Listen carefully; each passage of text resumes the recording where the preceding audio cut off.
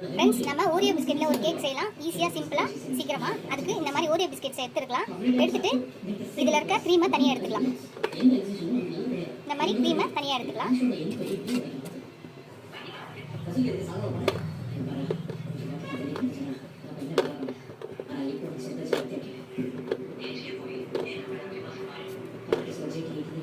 இப்போ எல்லாத்தையும் எடுத்தாச்சு க்ரீம்லாம். இப்போ இது எல்லாத்தையுமே ஒரு மிக்ஸி ஜாரில் போட்டுக்கலாம். மிக்ஸி ஜாரில் போட்டாச்சு. இப்போ இதை கிரைண்ட் பண்ணிக்கலாம். கிரைண்ட் பண்ணியாச்சு, எல்லாம் பவுடர் பண்ணியாச்சு. இப்போ இதை ஒரு பவுலில் போட்டுக்கலாம். இதை ஒரு பவுலில் போட்டுக்கலாம். பவுடர் பண்ணியாச்சு. இப்போ ஒரு கப்பு பால், காசி ஆற வச்ச பால், இதையும் மிக்ஸ் பண்ணிக்கலாம். ஒரு பேக்கிங் பவுடர் போட்டுக்கலாம். இதையும் போட்டு மிக்ஸ் பண்ணிக்கலாம்.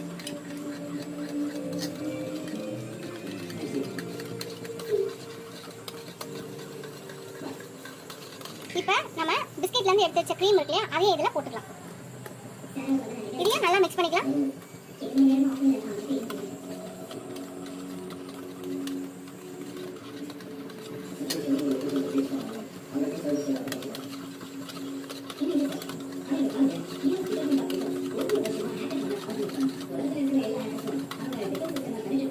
நம்மளோட கேக்கோட பேட்டர் ரெடி ஆயிடுச்சு. இப்போ நம்ம ஒரு கேக் டின் எடுத்துக்கலாம். அதில் ஆயிலோ இல்லை நெய்யோ அப்ளை பண்ணிக்கலாம்.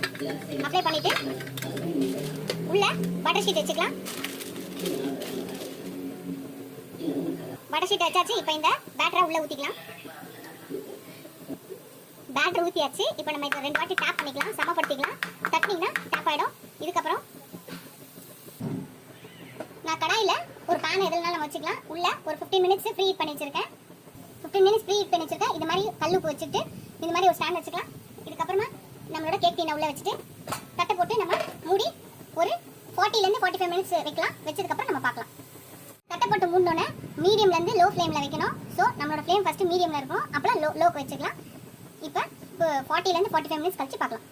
ஃப்ரெண்ட்ஸ், நம்ம ஓரியோ கேக் ரெடி ஆயிடுச்சு. ஒரு 40லேருந்து 45 மினிட்ஸ் வச்சோம் இல்லையா, அதை எடுத்தாச்சு, ஆயிடுச்சு. இதை பிளேட்டுக்கு மாட்டிக்கலாம். ஃப்ரெண்ட்ஸ், நம்ம கேக் எடுத்தாச்சு. நான் திருப்பி போடாத கவுத்து போட்டேன். மேல் பகுதி அடியில் போயிடுச்சு, அடிப்பகுதி மேலே வந்துச்சு.